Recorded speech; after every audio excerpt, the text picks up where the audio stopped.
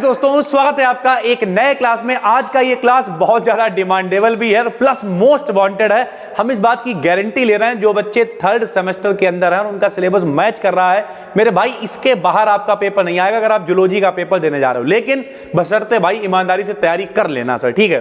तो ध्यान से समझो मेरे भाई, बहुत ही कम सिलेक्टेड, मान के चलो हम आपको सिर्फ पहले पेज पे 12 से 13 क्वेश्चन बताने वाले हैं, इसके अंदर से ही पेपर आ जाएगा। अगर तुम कायदे से पढ़ के गए भैया लाउड क्या के कहोगे, लगता सर जी पेपर तो आप ही ने बनाया था। तो सुनो, सबसे पहला और जो मोस्ट, देखो कितनी बार हमने मोस्ट मोस्ट मोस्ट वांटेड, ये पेपर हम बनाते कैसे हैं भाई। सबसे पहले मॉडल का सहारा लेते हैं, प्लस पुराने मेरे पास पेपर्स रखे होते हैं, कुछ और 4 5 6 पेपर यूट्यूब पे देख लेते हैं, फिर मेरा खुद का एक्सपीरियंस था वो हम इंपॉर्टेंट बताते हैं भाई। तो इसके बाहर नहीं आएगा अगर आपने सही से पढ़ा सर, ठीक है।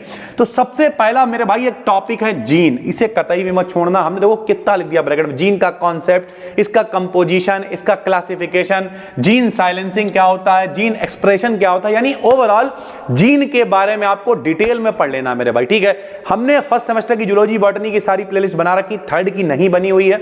अगर आप कमेंट करोगे बहुत सारे लोग तो जो कुछ इंपॉर्टेंट टॉपिक्स हैं वो हम BD BSc पर बना देंगे, लेकिन फिलहाल आपने जो भी मॉडल पेपर लिया है या जहां से भी पढ़ रहा हो सर, ठीक, हम आपको इंपॉर्टेंट बता रहे हैं। तो ध्यान से समझिए, जीन जो टॉपिक है इसे आप नहीं छोड़ सकते हो, छोड़ोगे भाई तो फिर पछताओगे। मोस्ट इंपॉर्टेंट है भाई, ठीक है। दूसरा जेनेटिक कोड, ये देखो हमने कितनी बार भाई स्टार बना रखे हैं, कितनी बार मोस्ट इंपॉर्टेंट लिख रखा है। जेनेटिक कोड मोस्ट वांटेड है और ये लॉन्ग के टॉपिक है मेरे भाई, गिनते रहना। 2 बताएं अभी, पहला कौन सा है जीन, दूसरा कौन सा है जेनेटिक कोड, अब तीसरा देखना भाई, तीसरा देखो राइबोसोम्स, ठीक है। राइबोसोम्स बहुत इंपॉर्टेंट है, तो राइबोसोम्स नंबर 3 हो गया।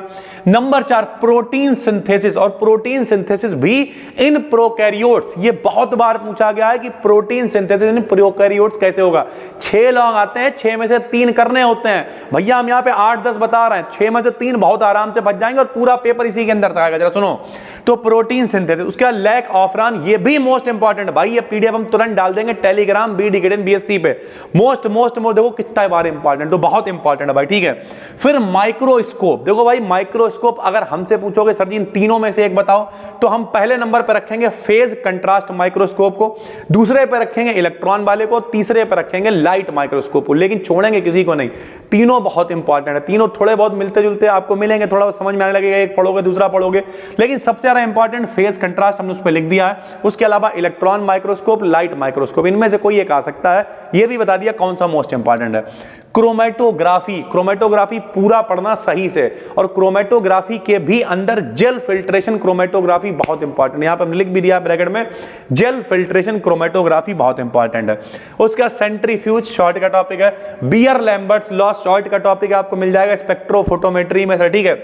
PCR टेस्ट, ठीक है। पॉलीमेराइड चेन रिएक्शन, ये पूरा मोस्ट इंपॉर्टेंट, देखो डबल M बना रखा हमने। एलिसा टेस्ट, ये सारे आपको पता होने चाहिए। RNA पॉलीमरेज क्या होता है, ठीक है। एडिटिंग, ये दोनों चीजें पूछता है, RNA एडिटिंग क्या है, RNA पॉलीमरेज क्या है। चारगाफ का रूल, ये सब शॉर्ट वाले टॉपिक है भाई, ठीक है। रिजॉल्विंग पावर ऑफ माइक्रोस्कोप, ये आपको बताना चाहिए, सब शॉर्ट में। pH मीटर क्या होता है शॉर्ट में, सेंट्रल डॉगमा क्या होता है शॉर्ट में। टिप्पणी में आएंगे 2-2 नंबर में, 3-3 नंबर में सर, ठीक है। तो अगर हम लॉन्ग की बात करें, इसके अलावा कुछ क्वेश्चन हमने नीचे लिखे हुए हैं, जैसे ये सब छोटे छोटे क्वेश्चन है। HPLC क्या है, बॉबेल हाइपोथेसिस क्या है, ठीक है, वेस्टर्न ब्लॉटिंग क्या है, ये सब छोटे छोटे क्वेश्चन है। एक लॉन्ग यहाँ पे मोस्ट इंपॉर्टेंट है, transcription and translation of eukaryotes, बल्कि ट्रांसलेशन भी हटाओ, ट्रांसक्रिप्शन ऑफ यूकैरियोट्स बहुत इंपॉर्टेंट है।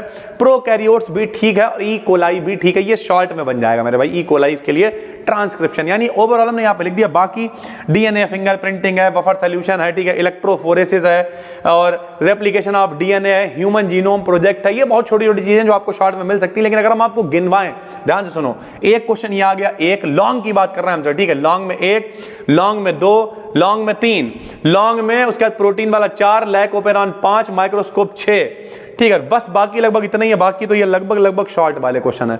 और अगर हम इंपॉर्टेंट भी गिने मेरे भाई, तो 1 2 3 4 5 6 7 8 9 10 11, 12, 13 लगभग 15 के करीब सब मिला के क्वेश्चन। अगर ये 15 क्वेश्चन आप तैयार कर लेते हो मेरे भाई, इसके बाहर पेपर नहीं आएगा। कुछ लोग कहेंगे सर जी आप तो पन्ना देके चले जाते हो, हमसे पूछो।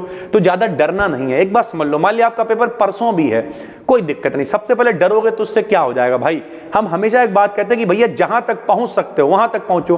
पहले मेरी अप्रोच, थोड़ा सा आपको बता दे रहा, पहले मेरी अप्रोच ये थी किसी जमाने में कि अरे यार पता नहीं कैसे होगा। अब हम ये सोचते रहे हो जाएगा, कोई दिक्कत नहीं है। पहले तो थोड़ा सा काम डाउन हो और उसका लिखना शुरू करो। अब कैसे लिखना शुरू करोगे, समझना कैसे शुरू करोगे, शॉर्ट नोट बनाओ। आपने डाला जीन, कब उसकी खोज हुई, कब रिसर्च हुई, इस तरीके से थोड़ा थोड़ा करके लिखो। तो थोड़ा अगर टाइम कम है तो जाहिर सी बात है थोड़ा थोड़ा टाइम दो, सबके बारे में थोड़ी थोड़ी नॉलेज इकट्ठी करो। और अगर आप सबके बारे में थोड़ी थोड़ी नॉलेज इकट्ठी करके भी जाते हो तो something is better than nothing. Paper में जाओगे, इतना लिखाओगे मेरे भाई कि अच्छे नंबरों से आप पास हो जाओगे। ठीक है, तो बिल्कुल भी टेंशन नहीं लेनी है। ये पीडीएफ अभी हम टेलीग्राम BD BSc पर डालना है। टेलीग्राम पे जाके सर्च कर लो, BD BSc मिल जाएगी। बाकी इंस्टाग्राम पे फॉलो जरूर कर लेना BD को, वहाँ पे काफी स्टोरीज वगैरह सब कुछ शेयर करते रहते हैं और आपकी समस्याएं भी हम तक पहुंच जाती हैं, क्योंकि वहाँ पे अभी भीड़ कम है।